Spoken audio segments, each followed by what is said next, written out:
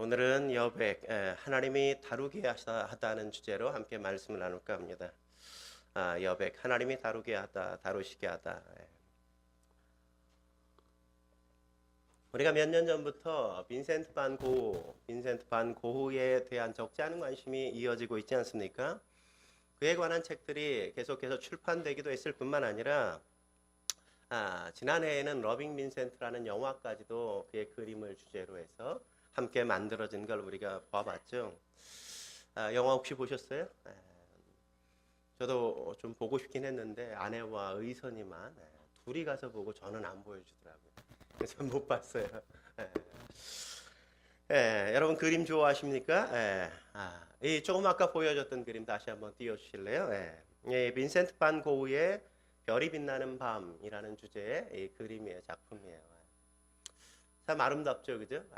몽환적인 것 같아요. 참 아름답다 이런 생각이 마음속에 남습니다. 또 하나의 그림 한번 보실까요? 기다림이라는 신윤복 작가의 작품입니다. 저 여인만 봐도 그냥 뭔가를 기다리고 있구나 이런 것들을 그냥 마음속에 느껴지게 만들지 않아요? 그림 자체가. 이 두 개의 작품은 서양화, 동양화가 어떤지를 잘 보여주는 대조적인 그림이 아닌가 저는 생각해 봅니다. 서양화는 면이 중심이라면 동양화는 선이 중심이란 말이죠. 서양화가 채움의 미를 보여주는 것이라면 동양화는 비움의 미가 어떤 건지를 보여주고 있는 것 아니겠습니까? 그런 의미에서 동양화는 여백의 미가 어떤지를 잘 보여주는 작품들이라고 우리가 이해할 수 있겠죠. 여백은 단순히 인간의 동양화에서만 필요한 게 아니라 인간과 인간 사이에도 여백이 필요하지 않습니까? 너무 지나치게 부부가 되었다고 그냥 매일 함께 지내면 그 안에 끊임없는 갈등과 또 다툼이 일어날 수밖에 없단 말이죠. 함께 있는 시간도 필요하지만 때때로 다로 개인의 어떤 삶에 어떤 존중도 필요한 거죠. 그래야만 개인의 삶이 함께 만들어지면서 공동체 함께 살아가는 부부의 삶도 만들어지는 겁니다. 그 여백은 우리의 신앙 가운데도 굉장히 많이 필요한 아주 중요한 필요라고 저는 생각합니다. 신앙이란 내가 다 채우는 게 아니란 말이죠. 내가 모든 걸 하기로 결정하는 게 아닌 겁니다. 내가 모든 걸 다 하기로 하는 건 내 인생의 주인이 나인 것으로 살아가는 거죠. 그러나 신앙은 내 인생의 주인은 내가 아니라 하나님이라고 고백하는 것 아니겠습니까? 내가 하려는 모든 것들을 하나님이 하시도록 맡겨드리는 것, 하나님이 나의 인생을 다루시도록 하나님 앞에 내어드리는 것, 그게 바로 저는 신앙의 여백을 하나님 앞에 드리는 거라고 생각해요. 우리의 인생의 삶에 많은 부분 우리가 살아가고 내가 그냥 결정하고 행할 때가 많이 있지만 어느 한 부분, 어떤 적정한 부분에선 내가 알 수 없는 그 영역 가운데 내가 하는 것들을 포기하고 내가 하려던 모든 계획들을 다 내려놓고 이제 하나님이 하십시오라고 그분 앞에 여백을 드리고 백지장을 그분 앞에 내어드릴 때 그때가 우리의 인생 속에 필요하단 말이죠. 하나님은 그럴 때 우리가 믿음으로 우리의 인생의 여백을 그분 앞에 드릴 때 그분께서 우리의 인생을 채우시는 것들을 함께 맛보죠. 하나님의 임재를 경험하고 때때로 하나님의 특별한 기적의 역사도 함께 만들어 주시는 것 아니겠습니까? 저는 오늘 본문에서 그런 모습을 찾아볼 수 있다고 생각합니다. 바울과 실라는 자신의 인생에 닥친 인생의 괴로움을 스스로 채워가려고 하지 않았습니다. 스스로 해결해 가려고 하지 않았단 말이죠. 그래서 그들은 불평하지 않습니다. 불만하지 않습니다. 그들은 이 괴로움에서 이 인생의 어두운 밤에서 이 문제를 해결해 달라고 하나님 앞에 요구하거나 부르짖지 않는단 말이죠. 그들이 뭘 했다고 이야기해줘요? 25절 말씀에 보면 이렇게 얘기하죠. 같이 읽어볼까요? 시작. 한밤중에 바울과 실라가 기도하고 하나님을 찬송하며 죄수들이 듣더라. 바울과 실라가 그 인생의 어두운 밤에 괴로운 시간에 그들은 하나님 앞에 자신의 괴로움, 자신의 인생의 한복판을 뚝 잘라서 하나님 앞에 맡깁니다. 하나님께서 하십시오라고 그 여백으로 내가 채우고 내가 해결하려고 하지 않고 하나님 앞에 그것을 여백으로 백지장으로 주님 앞에 내어 맡기는 거죠. 하나님께서 다루십시오 이 문제는. 내가 알 수 없는 문제 주님께서 다뤄주십시오. 그래서 기도하고 그래서 찬양 드리는 거죠. 뭘 요구하고 있는 게 아니죠. 하나님께서 하나님의 뜻대로 주의 뜻을 이루어 주십시오. 그렇게 내놓고 있는 겁니다. 하나님의 이들의 인생의 여백을 감동으로 그래서 채우시는 거죠. 그렇다면 우리의 삶을 하나님이 다루시도록 하려면 우리가 어떻게 해야 될까요? 첫째로 눈앞에 펼쳐진 현실을 넘어 주님을 바라볼 수 있어야만 합니다. 눈앞에 펼쳐진 현실을 넘어 주님을 바라볼 수 있어야 한다는 거죠. 바울과 실라를 보십시오. 그들은 점치는 귀신 들린 여종을 치유해준 선한 일로 인해서 갑작스럽게 고난을 당하게 되는 것 아닙니까? 억울하게 사람들에게 고발을 당하잖아요. 자신들을 변호할 기회조차도 전혀 얻지 못하는 그런 상황에 그들이 처했어요. 집정관들은 자기들의 주장을 전혀 들으려고 하지 않고 그냥 매로 쳐가지고 엄청 쳐서 가둬라 이렇게 만들어버리고 말았단 말이죠. 여기서 매라는 건 채찍질을 말하는 겁니다. 여러분 채찍 보셨어요? 우리가 예수님이라는 영화를 보면, 예수님에 대한 영화를 보면 예수님이 채찍에 맞는 걸 많이 보잖아요. 그죠? 채찍은 그냥 긴 가죽끈의 끝에는 보면 1cm 정도 된 납덩어리, 뾰족한 납덩어리가 달려 있어요. 그래서 사람에게 채찍질을 확 휘두르면 그게 온몸을 감고 그 다음에 끝에 있는 그 납덩어리, 1cm 되는 납덩어리가 몸에 그냥 확 박히는 거예요. 휘감으면서 박히게 돼요. 그래서 채찍질한 사람이 그걸 당기면 그 박힌 그 살이 다 온몸을 찢으면서 그게 풀어지는 거거든요. 그러니까 박힌 것도 아프지만 더 아픈 건 그 납덩어리가 온몸을 갈기갈기 다 찢어 놓고 살점을 떼면서 풀어진다는 거죠. 그래서 유대의 법들은 어떻게 했어요?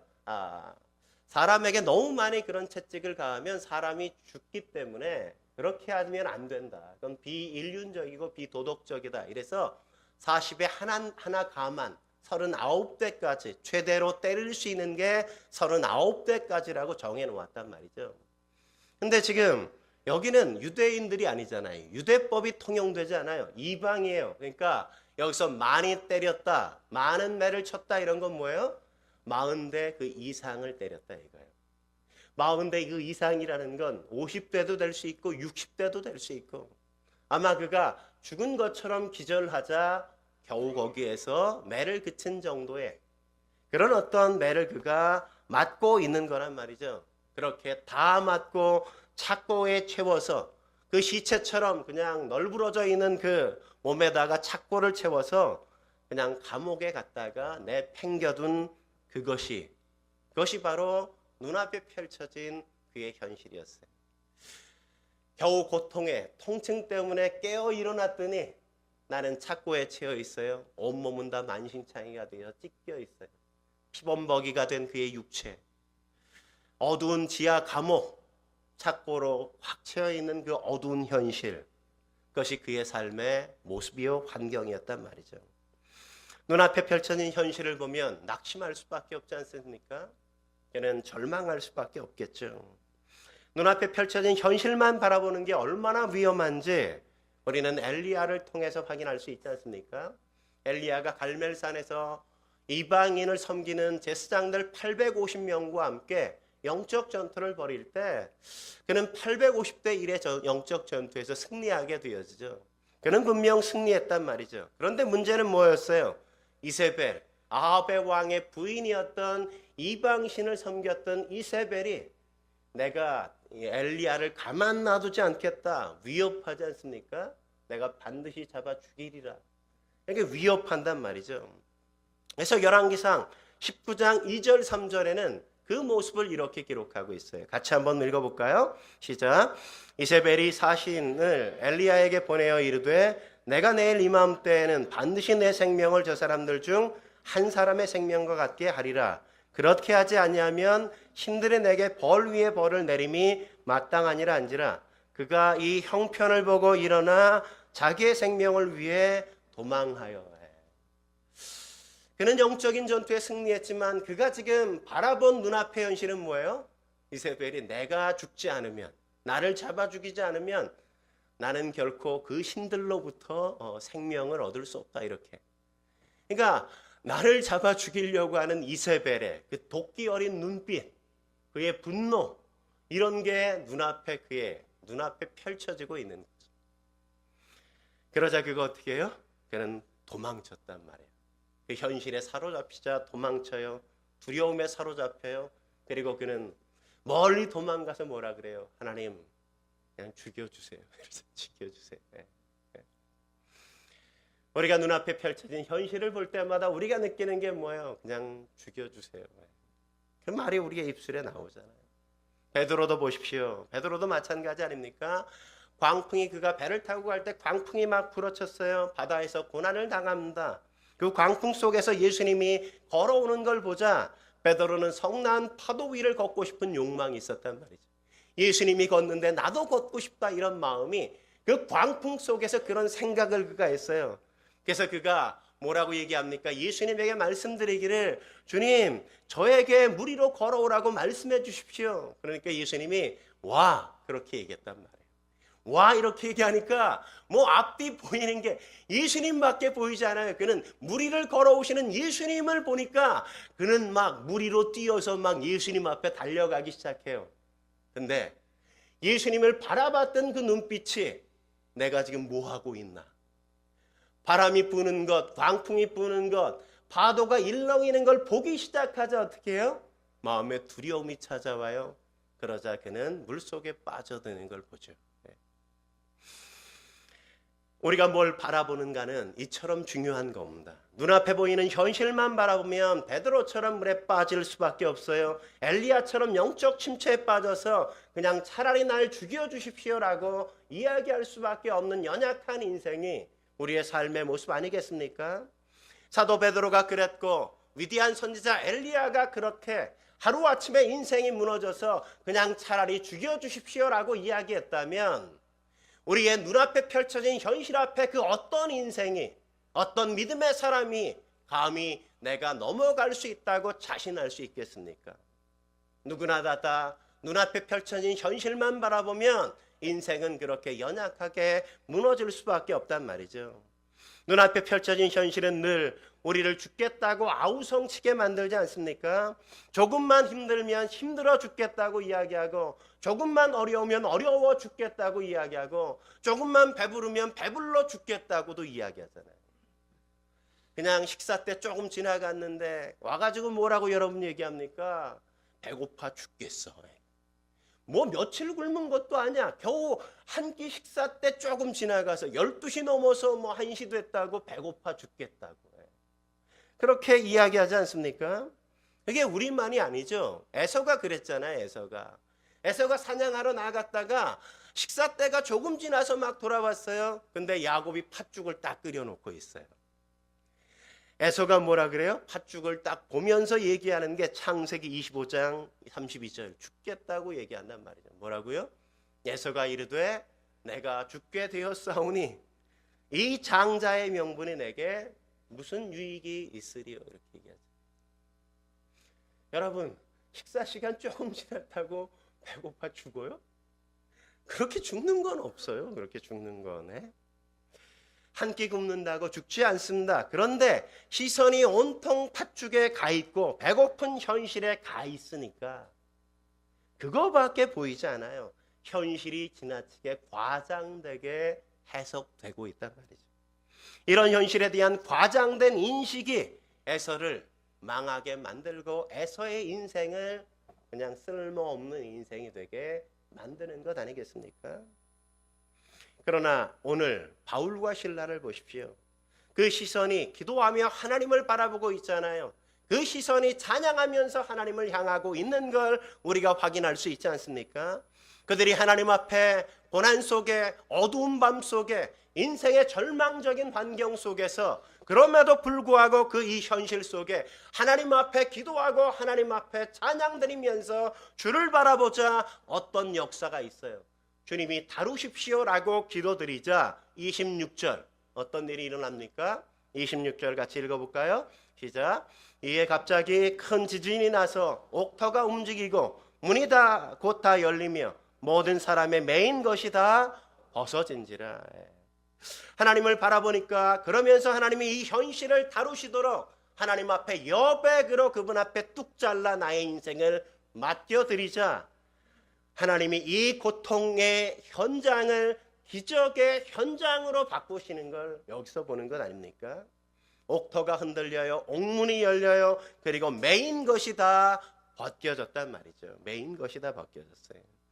고난의 현장이 기적의 현장으로 변화되는 거죠.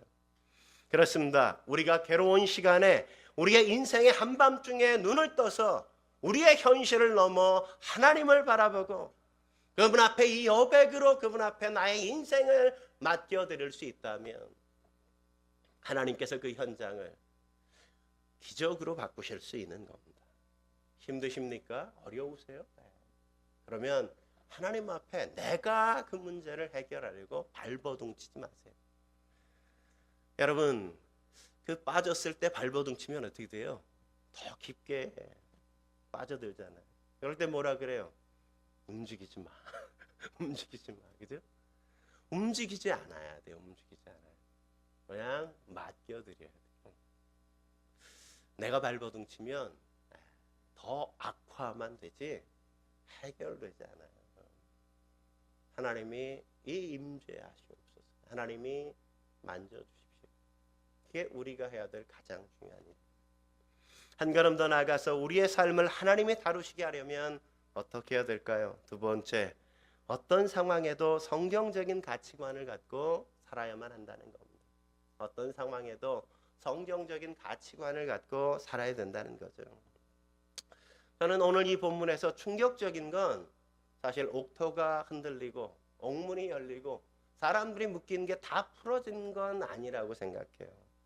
사실 감옥에서 이런 일이 일어나면 다 풀어지면 우리가 어떻게 해야 돼요? 응? 다 도망쳐야죠. 그죠? 오, 하나님이 은혜네. 하나님이 하셨네. 뭐 이러고 우린 다 도망쳐야 되잖아요.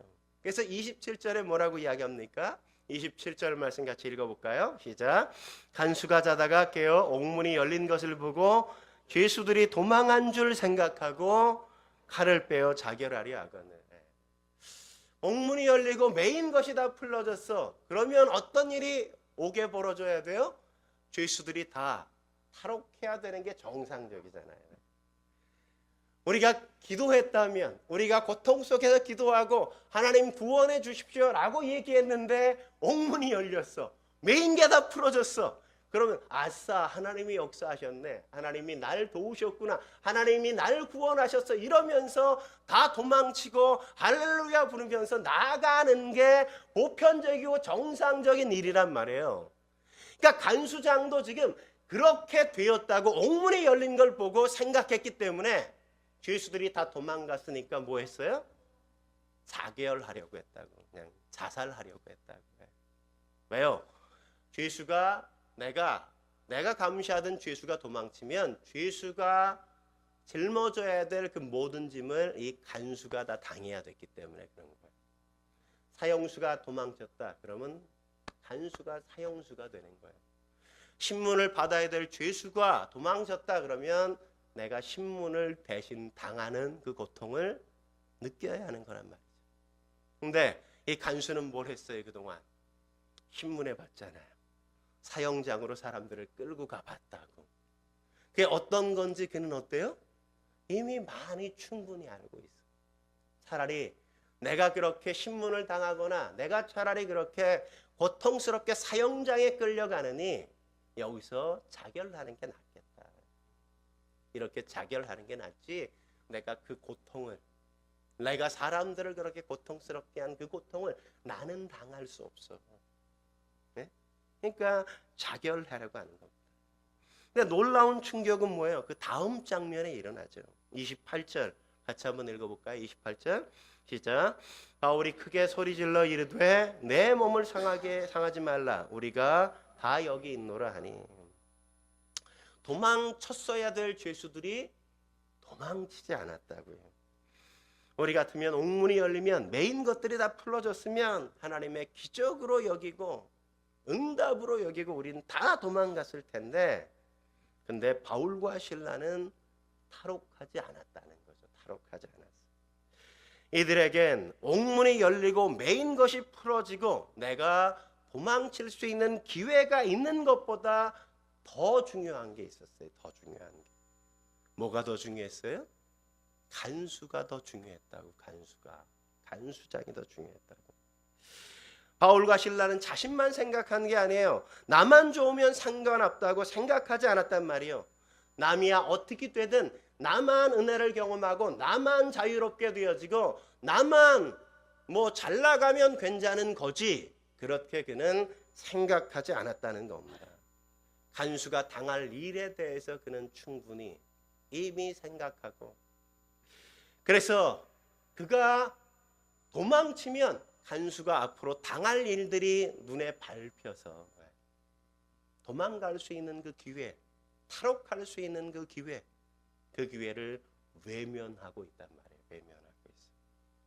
간수를 위해 바울과 실라는 도망가지 않기로 결정했어요.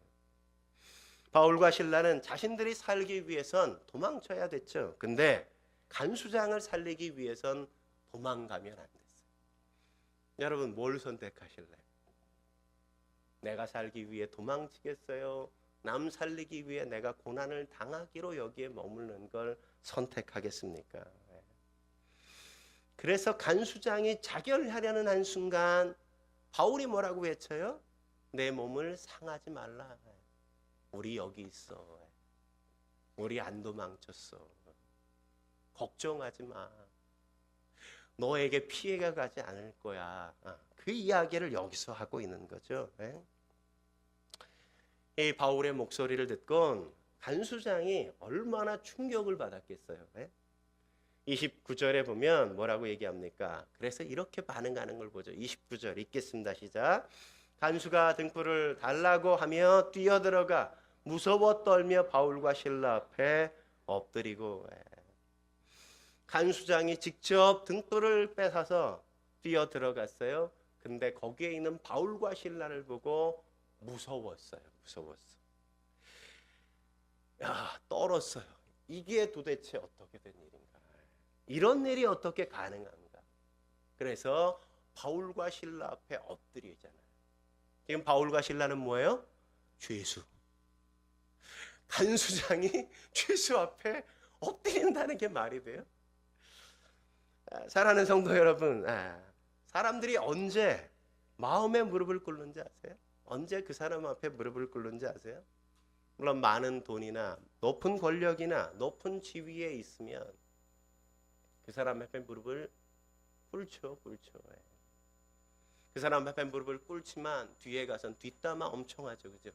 뒤에 가서 또 뒷담화 어마어마하게 한단 말이에요. 그게 아니라 진심으로 내가 그 사람에 대해서 존경하는 마음으로 무릎을 꿇는 게 어떤 순간이냐 이거예요. 우리가 세상과 다른 가치관으로 살 때, 세상 사람들이 예상할 수 없는 방법으로 우리가 행동할 때, 그때 세상 사람들은 무릎을 꿇는 것 아니겠습니까? 간수가 지금 그런 거란 말이죠. 어제 난 뭐 했어요?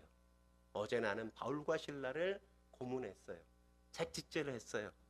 그들이 시체처럼 그냥 축 늘어진 걸 마치 쓰레기를 끌어다가 그냥 쓰레기장에 버리는 것처럼 감옥까지 질질 끌어다가 그냥 처박아 뒀단 말이에요. 나는 그를 채찍질하고 나는 그를 고문했는데 그는 나를 위해서 도망치지 않았어. 이건 있을 수 없는 일이라고. 있을 수 없는 그런 일이 내 앞에 펼쳐지니까 바울과 실라 앞에 그는 무릎을 꿇는 거죠. 그때 하나님의 기적의 드라마는 만들어진 겁니다. 간수가 죄인들 앞에 무릎을 꿇는 역사는 그때 시작되는 거죠. 그러면서 30절에 뭐라고 물어요? 30절 같이 읽어볼까요? 시작. 그들을 데리고 나가 이르되 선생님들이여 내가 어떻게 하여야 구원을 받으리이까 하거늘. 죄수들에게 뭐라고 불러요? 이 죄인아 이렇게 부르지 않고 선생님들이여 이렇게 부른다고. 깜방에 갇혀 있는 그 죄수에게 선생님, 그게 태도가 바뀌잖아요. 어떻게 하여야 구원을 얻을 수 있습니까? 이 말은 뭐예요? 다른 말로 바꾸면 어떻게 하면 당신들처럼 그렇게 살아갈 수 있습니까? 나도 이렇게가 아니라 다르게 살고 싶습니다. 그 마음을 갖게 만든 거 아니에요? 예수님이 산상수훈인 마태복음 7장 12절에 뭐라고 말씀하셨어요? 그러므로 무엇이든지 남에게 대접을 받고자 하는 대로 남을 대접하라. 이것이 율법이요 선지자니라 이렇게 말씀하지 않았습니까? 이걸 우리가 흔히 말하기를 황금률이라고 이야기하죠. 어떻게 사는 게 성경적인 가치관인가를 가장 잘 보여주는 대목이 이 구절 아니겠습니까? 세상은 눈에는 눈, 이에는 이 정도도 잘 흉내내지 못해요. 우리는 눈 하나 맞았어 그러면 한 대 맞았으면 한 대만 패는 게 아니라 10대는 때려줘야 내 직성이 풀리고 내 마음에 후련해지잖아요. 그죠? 한 대 맞은 사람이 한 대 팰 수 없다고 인간은. 근데 그래서 눈에는 눈, 이에는 이조차도 하지 못하는데 예수님께서 뭐라고 얘기하십니까? 오른뺨을 치거든 왼뺨도 돌려대라. 오른뺨 딱 갈겼는데 왼뺨 여기요 이렇게 돌려대면 딱 쳤던 사람이 얼마나 두렵겠어요. 겉옷을 달라고 하는 사람에게 야 속옷도 필요하지 속옷까지 벗어서 줘. 이건 뭐야 이건 뭐야. 겉옷을 달라 그러면 안 뺏기려고 그냥 끝까지 싸우고 어떻게라도 버티는 게 세상인데 겉옷 달라고 그랬는데 겉옷은 그냥 주고 속옷도 덤으로 가져가 이러면서 내줬단 말이죠. 무섭죠 무섭죠. 억지로 오리를 가자 그랬는데 1리 3리가 아니라 5리가 아니라 10리까지 간대. 10리까지. 무서운 거예요, 무서운 거. 어떻게 이런 일이 어떻게 가능하냐 이거죠. 오늘 바울과 실라는 그것을 실천한 거예요. 하나님이 기적을 베푸셨어요. 옥문 열어주셨어요. 묶인 거 다 풀어줬어요. 어제까지 고난받은 것으로 충분했어요. 너희가 도망가도 아무 문제 없는 그 상황. 근데 간수 때문에 날 때린, 날 폭력한 그 사람 때문에 도망가지 않기로 합니다. 그 포기가 있으니까 거기까지 성경적 가치관으로 윤리로 사니까 간수장이 무릎을 꿇는 거죠. 간수장. 옳고 그른 거 따지는 거 그건 누구나 다 하는 거죠. 옳고 그른 대로도 못 살잖아요. 근데 하나님은 성경은 예수를 믿는 사람은 이렇게 사는 거라고. 이게 우리에게 살도록 부름받은 자리라고. 성경은 그렇게 이야기하고 있는 거죠.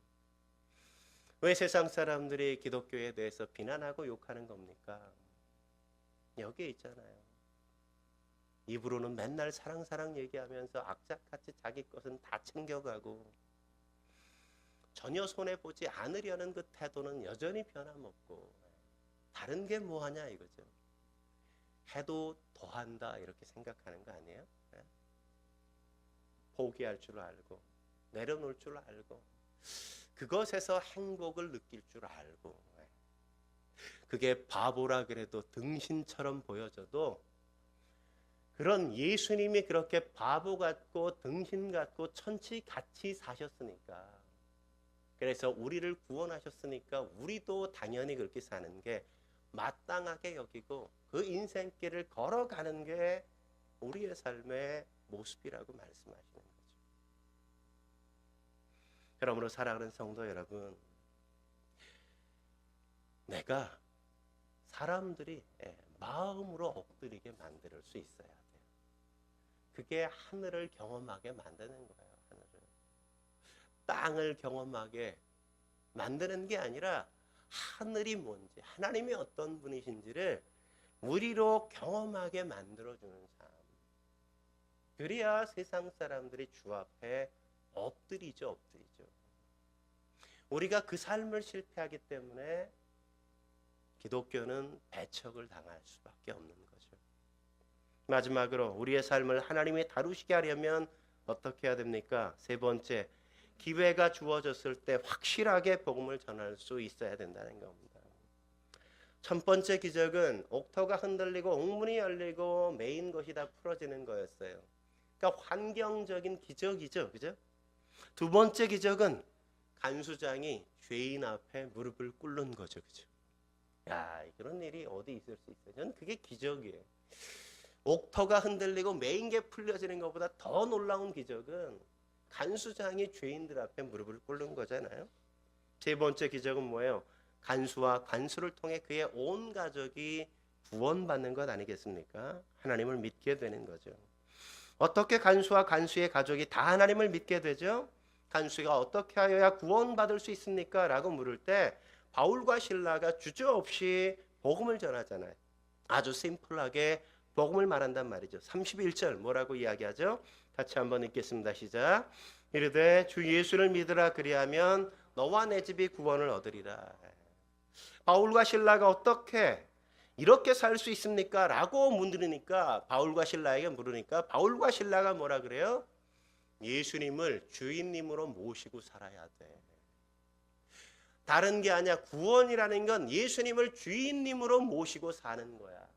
우리의 주인은 예수님이야. 그렇게 그는 소개하고 있는 거죠. 복음이 뭡니까? 복음은 단순하게 말하면 예수님을 내 삶의 주인님으로 영접하고 나의 모든 권리를 그분 앞에 위임하는 것 아니겠어요? 그동안 내 인생의 주인은 나였잖아요. 나는 내 멋대로 내가 하고 싶은 대로 삶을 살아왔단 말이죠. 먹고 싶으면 먹고 먹기 싫으면 먹지 않고 하고 싶으면 하고 하기 싫으면 하지 않았어요. 모든 결정이 다 내가 원하는 것이냐? 이게 결정의 주된 키였단 말이죠. 그러나 복음은 예수님을 믿는 겁니다. 예수님을 주인으로 믿고 영접하는 거예요. 내 마음대로 결정하고 선택했던 그 모든 권리를 이제 나에게가 아니라 나에게 있었던 그걸 예수님이 결정하십시오. 그 모든 결정의 권리를 주님 앞에 위탁하고 넘겨드리는 게 바로 예수님을 믿는다는 의미예요. 간수는 주 예수를 믿으라는 이 말이 뭔지를 아주 명확하게 알았어요. 간수는 군인이었거든요. 군인은 어떻게 해야 돼요? 군인은 상사에게 복종해야 돼요. 아니면 사형해 그냥. 전쟁이 났다. 상사가 명령했는데 돌격 앞으로 했는데 안 했어. 그럼 죽여도 상관없는 거예요. 그는 상사에게 복종해야 될 뿐만 아니라 로마의 황제에게 복종해야 됐단 말이죠. 로마의 황제가 죽으라 그러면 죽어야 되는 거예요. 그게 주인이라고 주인. 그러니까 이 간수는 군인이었기 때문에 주인이 뭔지에 대한 개념이 그런 거였다고요. 죽으라 그러면 죽는 것까지를 할 수 있는 것. 하나님 앞에 내 생사 여탈권까지를 다 드리는 것. 그게 바로 주인이란 말이죠. 우리 수아랑 오늘 다혜리가 계속 어린이 예배, 우리 어른 예배 함께 드리고 있는데 다혜리한테 장난감을 딱 사줬어요. 다혜리에게 네 거야 이러고 사줬는데 다혜리가 뭐 할 때마다 아빠가 그건 그렇게 하면 안 되지. 이건 이렇게 하면 안 되지. 자꾸 간섭해. 그게 다혜리 겁니까? 아니죠. 다혜리가 갖고 놀다가 갖기 싫으면 그냥 부서뜨려도 거기에 대해서는 아무 말을 안 하는 게 주인인 거잖아요. 그죠? 하나님이 우리의 인생의 주인이라는 건 우리의 삶을 살아갈 때 어떤 어려움이 있고 고난의 현장 속에 나를 두신다고 해도 내가 거기에 대해서 이게 뭡니까? 라고 반항하거나 이게 도대체 뭐예요? 이렇게 얘기하는 건 하나님이 나의 인생의 주인이 아니라는 거죠. 여러분 그릇 써봤잖아요. 음식 재료 딱. 그릇에 여러분이 뭘 담는데 그 그릇이 왜 나한테 이런 걸 담아? 이렇게 얘기하는 거 봤어요? 그릇은 그렇게 얘기하지 않아. 주인이 마음대로 내가 거기다가 뭘 담는 건 내 마음이지 그릇이 난 요것만 담아주세요. 이렇게 요구하지 않는다고요. 주인됨이라는 건 바로 그런 거예요. 내가 그분을 부려먹거나 내가 그분을 이용해 먹는 게 아니라 당신이 나의 주인입니다. 그래서 내가 어려울 때 요건 해줘야 돼요. 나머진 내가 알아서 할게요. 이게 주인이 아니라고요. 주인은 뭐예요? 그분이 나를 애용하시도록, 나를 즐겨 쓰시도록, 그게 어떤 상황이건 어떤 환경이건 상관없이 그분이 그 나의 인생을 통해서 일하시고 마음대로 당신이 역사하시도록 나를 기꺼이 내어드리는 게 주인됨을 고백하는 거죠. 오늘 바울과 실라가 왜 그들은 불평하지 않습니까? 왜 원망하지 않아요? 내 주어진 삶의 환경에 대해서 그들은 아무 소리 하지 않아요. 그냥 하나님 앞에 그 인생을 맡기고 어떤 자리, 어떤 환경이든 그들은 그냥 찬양해요. 예배해요. 하나님께 기도해요. 하나님의 뜻을 이루어 달라고 그들은 그 모든 걸 맡겨드려요. 왜요? 주인님이니까. 난 뭘 하면 돼요? 그 주님이 거기에 두시면 그 자리에 그냥 있는 거예요. 그 속에서 하나님이 행하시도록 나를 내어드리는 거예요. 그게 복음이라고요, 복음. 바울과 실라는 삶으로 그 복음을 살아왔어요. 그러니까 그가 어떻게 그렇게 살 수 있습니까? 라고 물으니까 바울과 실라가 한마디로 너무 심플하잖아요. 간단하죠. 주 예수, 예수님을 주인님으로 모시면 돼.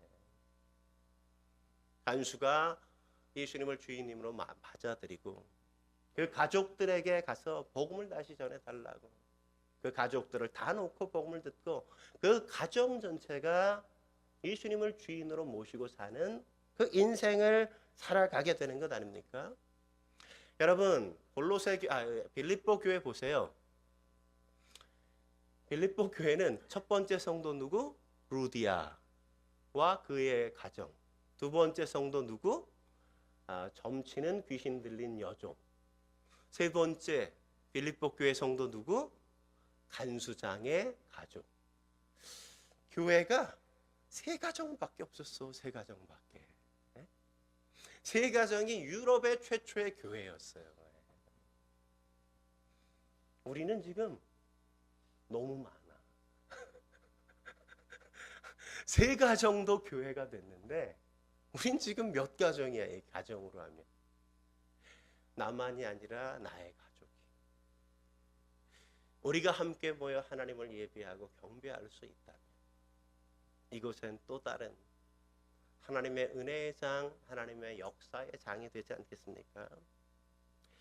깡패 출신인 김익두 목사님 계셨잖아요. 그분이 어느 날 부흥회를 인도하러 가다가 산을 넘어서 이제 다른 마을로 막 가야 되는 거예요. 산을 넘다 보니까 뭐 산이 높으니까 막 너무 더우니까 땀이 막 나는 거예요.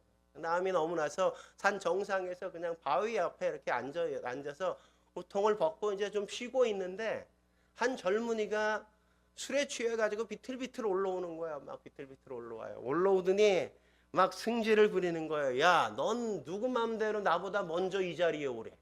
그러면서 주먹으로 한 대 얼굴을 갈기네. 네? 사실 김익두는 누구예요? 그 당시 모든 사람이 다 알고 있었던 당대의 주먹이었잖아요. 네?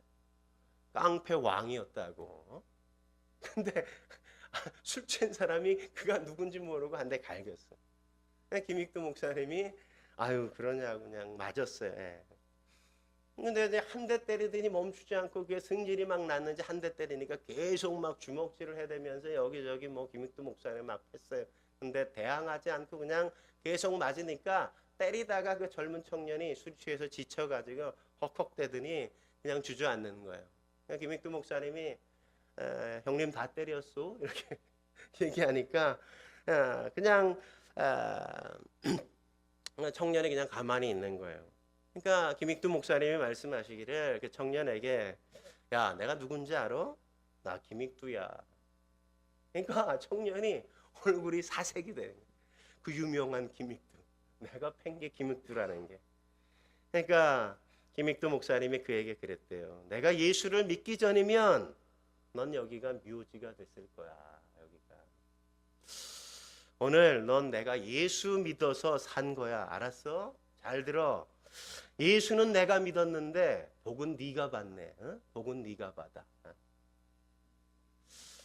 전 이게 그리스도인의 삶의 모습이어야 된다고. 예수는 내가 믿었는데 누가 복을 받아요? 내 주변 사람이 복을 받아요. 내 주변 사람이 나 때문에 복이 없다. 그는 내가 잘못 살고 있는 거죠. 네?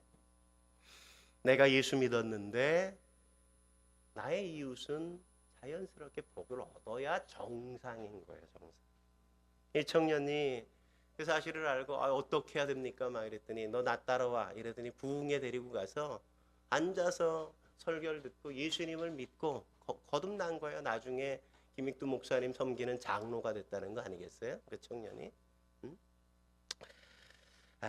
우리의 인생에 그래야 된단 말이죠. 오늘 바울과 실라는 죄수가 되고 얻어 터졌지만 그를 통해서 점치는 귀신 들린 여종이 복을 얻잖아요. 치유받잖아요. 오늘 간수가 구원받고 새로운 인생을 살게 되었잖아요. 하나님 앞에 우리의 삶에 여백을 떼어 드릴 수 있다면 하나님은 하신단 말이죠. 여백을 드릴 때 잊지 마세요. 여백을 드린다는 건 그분이 주인이라는 거예요. 그분이 마음대로 하라는 거예요. 내가 원하는 대로 이렇게 해주셔야 돼요. 이렇게 다 짜고 다 계산해 놓고 그렇게 하는 게 아니라고. 그분께 맡겨드리는 그게 삶인 겁니다. 여러분, 우리가 우리의 삶 속에 하나님이 다루시도록 내어드려야 될 게 뭐가 있겠습니까? 여러분에게는 어떤 게 하나님이 다루셔야만 될 여러분의 삶의 모습입니다. 내가 하려고 하지 마십시오. 내 고집, 내 아집, 나의 인생의 주인이 나인 것처럼 자꾸 그러지 마십시오. 주님 앞에 맡겨드리셔야 돼요. 함께 기도하시겠습니다. 거룩하신 하나님 아버지, 우리의 삶 속에 임재하셔서 그렇게 일하시도록 우리가 기꺼이 주님의 주인 되심을 인정하고 주님 앞에 우리의 인생 함께 드려야 하는데, 때때로 여전히 내가 살아서 주님을 죽이고 내 마음대로 하고자 하는 거대한 욕망과 욕구가 우리의 인생을 불행하게 만들 뿐만 아니라 우리의 이웃의 삶 역시도 불행하게 만들고 있는 때가 얼마나 많은지요. 모든 것이 마치 내가 왕이요 내가 주인인 것처럼 내 마음과 내 뜻대로 되어야만 된다는 아집과 고집, 그 모든 것들을 내려놓게 하시고 나의 모든 기대도 내가 내려놓고 하나님께서 나를 통해 하시옵소서. 이 환경과 여건을 통해 주의 뜻이 이루어지기를 원합니다. 우리가 한결같이 주님을 바라보며 주님을 찬양할 수 있게 하사 우리의 인생 속에 펼쳐가시는 하나님의 놀라운 드라마가 함께 쓰여지게 주여 도와 주옵소서. 주님의 시간, 주님의 때까지 우리의 마음을 다하여 주를 기다릴 줄 아는 주의 사람들로 저희를 삼아 주옵소서. 예수님 이름으로 감사하며 기도드립니다. 아멘.